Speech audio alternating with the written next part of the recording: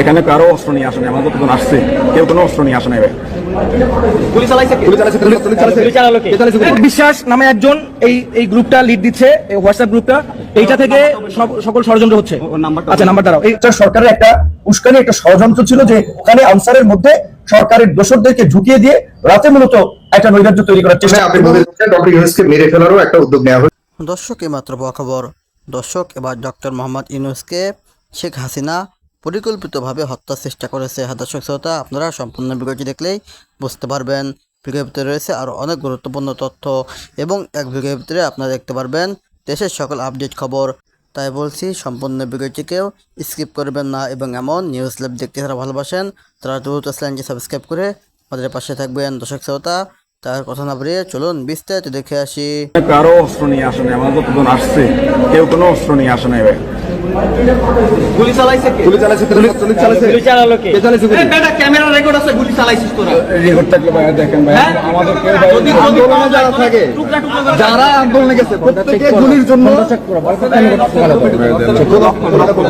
আপনাদের গ্রুপ আছে না? তুই তো বলছিলি ওখানে ছিলি না। তোর ছবি আসতেছে, দাঁড়া, পরে ছেড়ে দিমু, কিন্তু তোরে যে কি করবো দাঁড়া। এই যে এক দফা ভাই, এখানে আমি তো কিছু বলিনি। দেখেন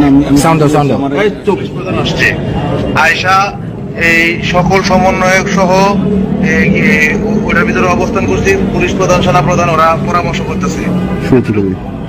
আমাদের লাস্ট আপডেট হচ্ছে এখন সেনা প্রধান এবং পুলিশ প্রধান আসছে। আয়েশা এই সকল সমন্বয়ক সহ ওটার ভিতরে অবস্থান করছি। পুলিশ প্রধান, সেনা প্রধান ওরা পরামর্শ করতেছে।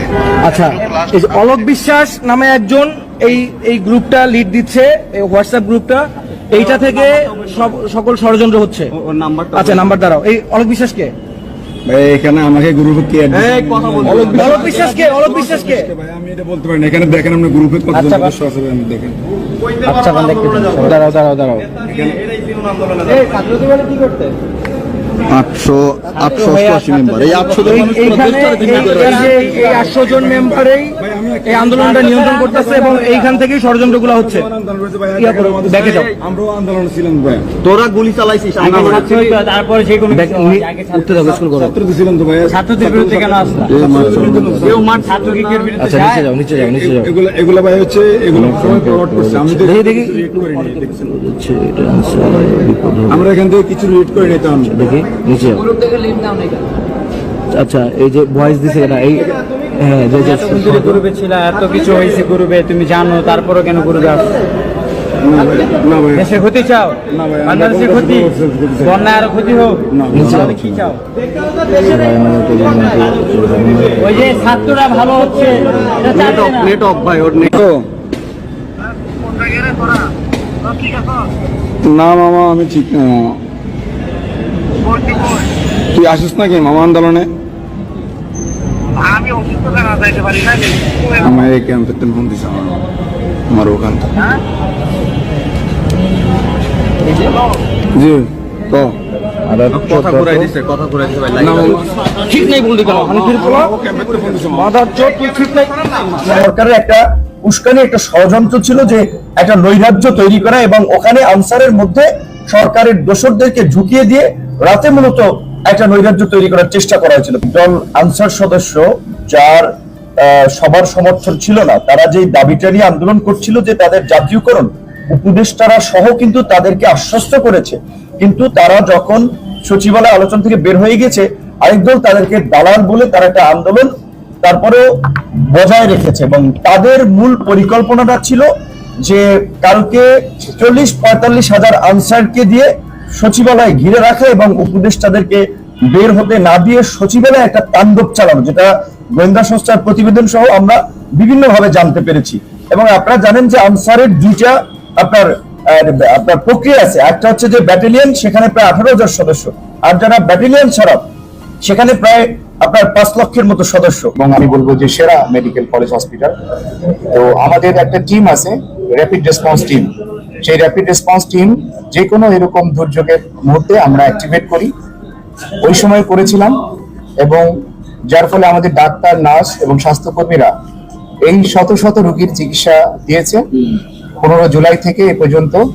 এবং আমরা, আপনারা জানেন, গতকালও যে একটা সচিবালয়ের সামনে যে ঘটনা হয়েছে তার পরিপ্রেক্ষিতে অনেকগুলো পেশেন্ট আমাদের কাছে এসেছে, মূলত বেশিরভাগই ছাত্র, প্রায় 60 জন আমাদের কাছে এসেছে। আমরা এর মধ্যে 55 জনকে আমরা প্রাথমিক চিকিৎসা দিয়ে ছেড়ে দিয়েছি, বাকি 5 জনকে আমরা ভর্তি রেখেছি। এই 5 জনের মধ্যে আপনারা জানেন কেন্দ্রীয় সমন্বয়ক হাসনাত আব্দুল্লাহ সাহেব আছেন। তো উনি এখন বলতে পারি আমরা বিপদমুক্ত। ওনার একটু বার্ন ইনজুরি ছিল মাথায়, যার ফলে উনি ফেন্ট হয়ে গিয়েছিলেন। তো পরে আমাদের এখানে আসার পরে ওনার উন্নতি হয়েছে। আমরা তাকে ওসেকে ছিল অনেস্ট অফ ইমার্জেন্সি সেন্টার থেকে আমরা আজকে তাকে কেবিনে শিফট করেছি। উনি মোটামুটি ভালো আছেন। তবে আমাদের সাথে এই 5 জনের মধ্যে 2 জন তাদের সার্জারি লাগছে। নিউরো সার্জনরা একজনকে অলরেডি ওটিতে নিয়েছেন, আর একজনকে নেবেন, আজকেই তাদের সার্জারি করবেন। তো বাকি রোগীরা প্রাথমিক চিকিৎসা নিয়ে চলে গেছেন, আর বাকি যে 3 জন আছেন ওরা ভালো আছে। আমরা ঢাকা মেডিকেল কলেজ হাসপাতাল, আমরা যারা প্রশাসনে আছি এবং আমাদের সাথে যেসব চিকিৎসক, নার্সরা আমাদের সহযোগিতা করে, আমরা সবসময় যে কোনো ক্রাইসিসে, দেশের যে কোনো ক্রাইসিসে সবচেয়ে বড় লোডটা আমরা বেয়ার করি এবং আমরা করে যাব ইনশাল্লাহ। আপনাদের সহযোগিতায় আমরা এই দায়িত্ব নিচ্ছি। আর একটা বিশেষ বিষয় আমি বলতে চাই, আমাদের এখানে এখনো 100 জন ভর্তি আছে। টোটাল 850 জন আমাদের এখানে ভর্তি হয়েছিলেন। 2000-এর উপরে রুগী আসছিলেন, তার মধ্যে 850 জন আমাদের এখানে ভর্তি হয়েছেন।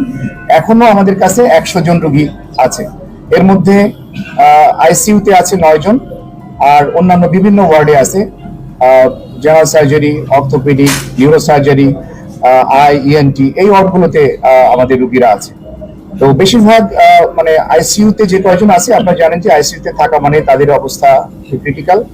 বাকিরা আশা করি আমরা তারা সুস্থ হয়ে যাবে। সহযোগিতা করছে আর আমরা বিনা পয়সায়, বিনা খরচে, আপনারা জানেন যে সরকারি হাসপাতালে সকল ওষুধ এবং জিনিসপত্র সরবরাহ থাকে না, কিন্তু আমরা এই যে বৈষম্যবিরোধী ছাত্র আন্দোলনে আহত যারা আছেন তাদের জন্য আমরা সবকিছু বিনামূল্যে ব্যবস্থা করছি এবং তাদেরকে আমরা নির্দিষ্ট কয়েকটা ওয়ার্ডের মধ্যে রেখেছি যাতে তাদের ম্যানেজমেন্ট বা মনিটরিং বেটার হয়। সেই জন্য আমরা তাদেরকে বিভিন্ন কয়েকটা ওয়ার্ডের মধ্যে রেখেছি। আমি আপনাদের মাধ্যমে সবাইকে একটু আহ্বান জানাবো, আপনারা জানেন যে এই রোগীগুলো বেশিরভাগ বুলেট ইনজুরির। তো বুলেট ইনজুরি মানে এখানে একটা ইনফেকশনের চান্স থাকে। তো ভিজিটর একটু নিয়ন্ত্রণ করা দরকার। আমরা নিজেরা অনেক সময় হিমশিম খেয়ে যাই। আপনাদের মাধ্যমে আমি সকলের কাছে আবেদন রাখবো যে আপনারা রোগীর কাছে যাবেন না, অপ্রয়োজনে যাবেন না, তারা সুস্থ হয়ে যাক, আমরা সেই দোয়া করি, আপনারাও সেই দোয়া করেন। আর তার অ্যাটেন্ডেন্ট হিসেবে একসাথে একজনের বেশি যেন তার সাথে না থাকে, এই ব্যাপারে আপনারা একটু সহযোগিতা করবেন। আচ্ছা, আমরা আপনাদের মাধ্যমে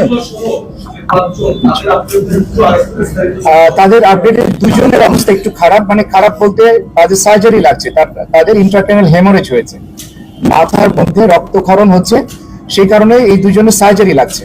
আর বাকিদের সার্জারি লাগবে না, কনজারভেটিভ ট্রিটমেন্টে ইনশাআল্লাহ ওনারা ভালো। যারা বলছেন যে গত 5ই আগস্ট শেখ হাসিনা সরকারের পতন হয়েছে, এটা কিন্তু ভুল। এই পতনটা বহুত আগে হয়ে গেছে। আমার ধারণা 2014 থেকে এই পতনটা শুরুয়াত হয়েছে। আজকে শেখ হাসিনার কি করুণ পরিণতি আপনি দেখেন। তো এই পরিণতিটার জন্য আসলে দায়ী কারা? এক অংশে তিনি নিজেও দায়ী, আরেকাংশে তার গ্যাং অফ 4, পাশাপাশি প্রত্যেকটা এলাকায়, আপনি আমাকে যে এলাকা থেকে শুনেন, আপনার এলাকার সবচেয়ে ভদ্র ভালো মানুষটা যিনি আওয়ামী লীগের রাজনীতি করতে, আপনি তার কোনো পোস্টে দেখছেন, কোনো পদবিতে দেখছেন? বরঞ্চ হাইব্রিড সুবিধাভোগী যারা আছে তাদের ভিড় করার কারণে একসময় আওয়ামী লীগের যে সকল নেতাকর্মী মানুষের কাছে গ্রহণযোগ্যতা ছিল, তারা পদপদবি না পাওয়ার কারণে এই যে লুটপাটকারী একটা শ্রেণী রাষ্ট্র সিস্টেমের প্রত্যেকটা জায়গায় বসে গেল, ব্যবসা সিস্টেমকে নিয়ন্ত্রণ করা শুরু করলো। তারপর হচ্ছে যে তৃণমূলে আওয়ামী লীগের নেতাকর্মীদের বক্তব্য ওই আপ লেভেল পর্যন্ত যাইতো না, বা গেলেও তিনি সেগুলাকে গ্যাং অফ 4-এর রিপোর্টের ভিত্তিতে তিনি এগুলোকে জাস্টিফাই করতেন। এরপরেও গণমাধ্যমে এসে ওনার যে অ্যারোগেন্ট বক্তব্য ছিল, যেই কথাটা বলার দরকার ছিল সেটা না বলে ভিন্ন রকম অ্যাক্টিভিটিস করতেন, মানে নানান ধরনের ইস্যুতে কিন্তু আজকে তিনি এই পরিণতিটা ভোগ করছেন। আজকে দেখেন সালমান এফ রহমান কি পরিমাণ সুবিধা নিছে, ব্যাংকগুলারে খালি করে ফেলছে শেখ হাসিনার সাথে হাত মিলাইয়া। দিন শেষে এখন শেখ হাসিনারই রিমান্ডে গিয়া কি কি তথ্য দিচ্ছে যে কিভাবে কিভাবে আওয়ামী লীগ কোথায় কি করছে না করছে, এগুলো ইন্টারনাল তথ্য ছিল, কিন্তু দেখেন আজকে এরা দিয়ে দিচ্ছে। আপনি দেখেন পলকের কথা, পলকও যখন বিপদে পড়ছে তখন সেও কিন্তু বলছে যে তারা নাকি ওয়াদেল কাদের মারতে গেছে, শেখ হাসিনা কিছু বলেন নাই। আপনি দেখেন আজকে আইনমন্ত্রী সাবেক আনিসুল হক, সেও কি ভয়ঙ্কর তথ্য দিচ্ছে। তো এই তথ্যগুলো যখন আসছে মানুষের সামনে, শেখ হাসিনার প্রতি মানুষের যে আরো ধারণাগুলো সেগুলো নেগেটিভ হচ্ছে না, হচ্ছে। এখন এই শুরুয়াতটা কিভাবে শুরু হইলো, যে প্রথমে বললাম প্রত্যেকটা সিস্টেমে আওয়ামী লীগের প্রকৃত রাজনীতি যারা করতো, মানুষের কাছে গ্রহণযোগ্যতা ভালো মানুষ হিসেবে যাদের অবস্থান ছিল, তারা সরে গেল, তাদেরকে মামলা হামলা দিয়া জেল খাটানো হইলো, নানানভাবে তাদেরকে জামাত শিবির ট্যাগ দেওয়া হইলো, তারা রাজনীতি থেকে সরে গেল। আইসা বসলো কারা? লুটপাটকারী শ্রেণী। এই লুটপাটকারী শ্রেণী সরকারের বিজিএফ এর চাল খাওয়া থেকে শুরু করে শেয়ার বাজার, এই যে এস আলম দেখেন হাজার হাজার কোটি টাকা গায়েব করে দিছে, 100টা তার বিরুদ্ধে ইনভেস্টিগেশন আসছে, কিন্তু এটা নিয়ে কথা বলতে দেয় নাই। আদালতকে ম্যানিপুলেট করা ফেলা হয়েছিল সাবেক বিচারপতি এই খায়রুল হক সাহেবের মতন মানুষরা, তত্ত্বাবধায়ক সিস্টেমটাকে বাদ দিয়ে দেওয়া হইলো। এই যে বিষয়গুলা, এগুলাই শেখ হাসিনার পতনের জন্য ওই সময় থেকে কিন্তু বীজ তৈরি হয়ে গেছে। জাস্ট 5ই আগস্ট এটার প্রতিফলন আমরা দেখছি। আজকে ভারতে যে ভিসাতে আছেন, কয়েকদিন পর সেই ভিসা শেষ। যদিও ভারতের সরকার বলছে বা বিভিন্ন গণমাধ্যমগুলো বলছে যে শেখ হাসিনাকে ভারত আশ্রয় দিবে, সিস্টেমে এটা করবে, কিন্তু যদি কোনো কারণে আশ্রয় না দেন, তার বিরুদ্ধে পিলখানার ঘটনা থেকে শুরু করে তার সময় আর্মি থেকে শুরু করে পুলিশের যে সকল অফিসাররা অনৈতিক সুবিধা পেয়েছেন, আজকে তারা যারা গ্রেপ্তার হচ্ছেন প্রত্যেকে শেখ হাসিনারই ফাঁসাই দিচ্ছেন। এখন যদি আইনের সুষ্ঠু প্রয়োগ হয়, সুষ্ঠু বিচার হয়, সাবেক প্রধানমন্ত্রী বেগম খালেদা জিয়া 2 কোটি টাকার জন্য যেই পরিমাণ টর্চার সহ্য করতে হয়েছে, বলছি 1000 বার, তখন বলছি আজকে শেখ হাসিনার 100 বার ফাঁসি হয়ে যাবে। আজ জীবনের জন্য তিনি জেলে পড়ে যাবেন যদি ফাঁসি নাও হয়। আর ওনার যে বয়স, এই বয়সে আর জীবনে রাষ্ট্র ক্ষমতায় যাওয়ার চিন্তার সুযোগ আছে? আগামী 10 বছর মিনিমাম। ডক্টর ইউনূসের সরকার যদি 5 বছর থাকে, এরপরে বিএনপি আসবে, এটা চোখ বন্ধ করেই বলা যায়। এরপরে আওয়ামী লীগের হয়তো নাম গন্ধ, এই যে আজকে দুর্নাম দুর্নীতি, এগুলা এই যে হয়তো কিছুটা কমবে। তারপর আমার মনে হয় না যে মানুষ আওয়ামী লীগকে আর এত দ্রুত ক্ষমতায় আনতে চাইবে। হ্যাঁ, একটা সময় বিএনপি যখন আবার টানা ক্ষমতায় বসবে, তখন তাদেরও বিভিন্ন কর্মকাণ্ড এগুলা ফেসবুকে আসবে, কারণ এটা সিস্টেমই, শাসক যিনি থাকেন তার সাথে জনতার একটা সাংঘর্ষিক রূপ নেয়। কিন্তু এখন তারা মনে করছেন সুষ্ঠু নির্বাচন হলে শেখ হাসিনা বা আওয়ামী লীগ জিতবে। ভাই, একটু দিবা স্বপ্ন দেখা বন্ধ করে দেন। আমরা আমাদের জায়গা থেকে সবসময় আমরা এই কথাগুলা বলছি। জনগণের সাথে দূরত্ব তৈরি হয়েছে, ভারতকে এত পরিমাণ ফেসিলিটিস দেওয়া হয়েছে, ভারত নিয়ে দেশে কথা বলতে দেওয়া হয় নাই। এগুলো কারা করছে? শেখ হাসিনা নিজেও করেছেন, তার আশেপাশে থেকে হাইব্রিডরা, গ্যাং অফ 4, পাবলিকের পালসটা তারা বুঝতে দেন নাই। তৃণমূলে আওয়ামী লীগ কতটা শক্ত, খালি গেল দেখতেন মাথায় লক্ষ লক্ষ, এটি সব বিরিয়ানি খাওয়া পার্টি ছিল, 500-1000 এই পার্টি ছিল। তিনি দীর্ঘ 15 বছর ক্ষমতায় থাকার ফলে যে পিপল কানেক্টিভিটি, তৃণমূল কানেক্টিভিটি, সেটা থেকে যে কত দূরে সরে গেছেন, তার নেতাকর্মীদের বিভিন্ন অ্যাক্টিভিটিসের কারণে বিচার হয় নাই, পালাই যেতে সুবিধা দেওয়া হয়েছে। আর এখন যারা গ্রেপ্তার হচ্ছে প্রত্যেকটা লোক, তারা কিন্তু শেখ হাসিনাকে ফাঁসাই দিচ্ছে, এমনকি ভেতরে এত স্পর্শকাতর তথ্য দিচ্ছে এরকম মানুষগুলা। তো এখানে শেখ হাসিনার ভবিষ্যৎ পরিণতি যদি বাংলাদেশে আসে আর কি, তাহলে কি হবে আপনি ভাবেন একবার। এখান থেকে আওয়ামী লীগের শিক্ষা নেওয়া উচিত, বিএনপিরও শিক্ষা নেওয়া উচিত। 1/11 সরকার আগে বিএনপিও যথেষ্ট দুর্নীতি লুটপাট করেছেন, তবে আওয়ামী লীগের মতন এত বড় আকারে করার সুযোগ হয় নাই। আগামীতে রাষ্ট্র ক্ষমতায় বিএনপি আসলো, আপনারাও শিক্ষা নিয়েন। যারা বৈশা রয়েছেন যে অবৈধ কিছু সুযোগ সুবিধা নেবেন, সিন্ডিকেট করবেন, চাঁদাবাজি করবেন, পরিবহন সেক্টরে হাত দিবেন, এটার মধ্যে হাত দিবেন, ওই প্রশাসনে আমার লোক বসাই দিব, অন্যদেরকে শায়েস্তা করব, এই খেলাটা কিন্তু আর আগামী দিনে বাংলাদেশে খেলা যাবে না। পরিণতি অনেক ভয়ঙ্কর হবে। আওয়ামী লীগের এই মুহূর্তে ভাগ্য ভালো ডক্টর ইউনূস ক্ষমতায় বৈশা আছে, নয়তো ওই যে নেতারা বলতো না যে 2 লক্ষ মানুষ একদিনে নাই হয়ে যাবে, হয়ে যেত, কিন্তু পরিস্থিতি তৈরি হয়েছিল। আগামী দিনে আওয়ামী লীগের রাজনীতিতে এই হাইব্রিড সুবিধাভোগী দালাল, চাটুকার, বাটপার যেগুলো আছে, এগুলার ব্যাপারে আপনারা এখন থেকেই চিন্তা ভাবনা করেন আর নমুনাটা দেখেন। তবে আমার মনে হয় না শেখ হাসিনা জীবিত দশায় তিনি আর কখনো আওয়ামী লীগকে লিড করে রাষ্ট্র ক্ষমতা যাইতে পারবেন, বয়স হয়ে গেছে অনেক। আর যে টার্মের মধ্যে পড়ছেন, সেই টার্মটা তার জন্য অনেক লম্বা যাবে, খুবই শোচনীয় পরিণতি হবে। এমনও হতে পারে ভারত হঠাৎ করে শেখ হাসিনা বাংলাদেশ সরকারটাতে তুলেও দিতে পারে, তখন কি হবে ভাই আপনি ভাবছেন? কিচ্ছুই হবে না। খালেদা জিয়ার অ্যারেস্ট করে কত বড় ঘটনা করছে, কোনো আওয়াজ হয়েছে? হয় নাই। আপনি জামাতের নেতাদেরকে ফাঁসি দিয়ে দেওয়া হয়েছে, কোনো ওইরকম কোনো সিচুয়েশন করে টিকে গেছে? যায় নাই। এটা ভাবার কারণ নাই যে এখন আগের মতন এরকম কইরা একদম কিছু, এগুলো হবে না। রাজনীতিতে ফিরতে হলে ভদ্রভাবে ফিরা উচিত। আর ইন ফিউচারের জন্য শিক্ষা, এই যে সুবিধাভোগী মানুষদেরকে আশেপাশে নিলে, প্রকৃত নেতাকর্মীদেরকে সুযোগ সুবিধা না দিলে পরিণতি কোন দিকে যায়? এরা বিপদের সময় সবাই আপনাকে ঢেলে দিচ্ছে।